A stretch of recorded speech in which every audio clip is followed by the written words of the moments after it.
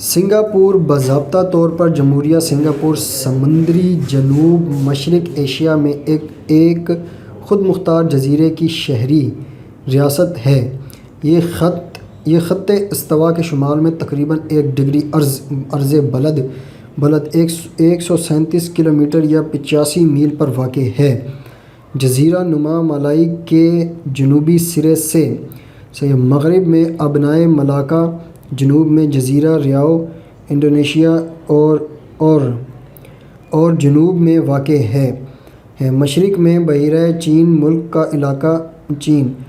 کا علاقہ ایک مرکزی جزیرے 63 سیٹلائٹ جزیروں اور ایک باہری جزیرے پر مشتمل ہے، جس کے مشترکہ رقبے میں زمین کی بحالی کے وسیع منصوبوں کے نتیجے میں ملک کی آزادی کے بعد سے 25% اضافہ ہوا ہے۔ اس کی آبادی کی ثقافت دنیا میں دوسری بڑی ہے۔ کثیر ثقافتی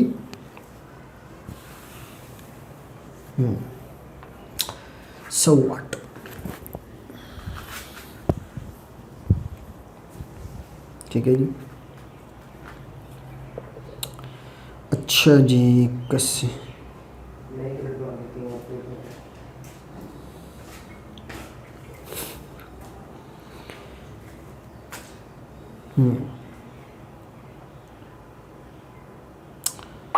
ابے بھائی کدھر چلا گیا ہے؟ واٹ ایور، نہیں رہنے دے۔ چلو، مشرق میں بحیرہ چین ملک کا علاقہ ہے، ایک مرکزی جزیرے 63 سیٹلائٹ جزیروں اور ایک باہری جزیرے پر مشتمل ہے، جس کے مشترکہ رقبے میں زمین کی بحالی کے وسیع منصوبوں کے نتیجے میں ملک کی آزادی کے بعد سے 25% اضافہ ہوا ہے۔ اس کی آبادی کی کثافت دنیا میں دوسری بڑی ہے۔ کثیر ثقافتی آبادی کے ساتھ اور ثقافتی شناخت کا احترام کرنے کی ضرورت کو تسلیم کرتے ہوئے سنگاپور کی 4 سرکاری زبانیں ہیں: انگریزی، ملائی، مینڈارن اور تامل۔ انگریزی زبان کی زبان ہے۔ کثیر نسل پرستی آئین میں شامل ہے اور تعلیم، رہائش اور ریاست اور سیاست میں قومی پالیسیوں کی تشکیل جاری رکھے ہوئے ہے۔ جدید سنگاپور کی بنیاد 1819 میں سر اسٹامفورڈ ریفلز نے برطانوی سلطنت کی تجارت پوسٹ کے طور پر رکھی تھی۔ 1867 میں جنوب مشرقی ایشیا میں کالونیوں کو دوبارہ منظم کیا گیا اور سنگاپور ابنائے بستیوں کے حصے کے طور پر برطانیہ کے براہ راست کنٹرول میں آ گیا۔ دوسری جنگ عظیم کے دوران سنگاپور پر 1942 میں جاپان نے قبضہ کر لیا اور 1945 میں جاپان کے ہتھیار ڈالنے کے بعد ایک علیحدہ کراؤن کالونی کے طور پر واپس برطانوی کنٹرول میں آ گیا۔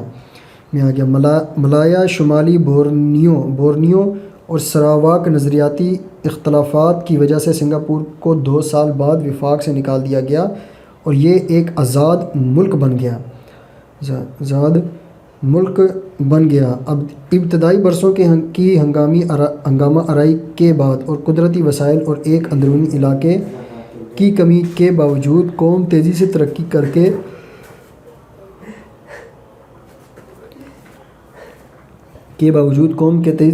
کے بیرونی تجارت کی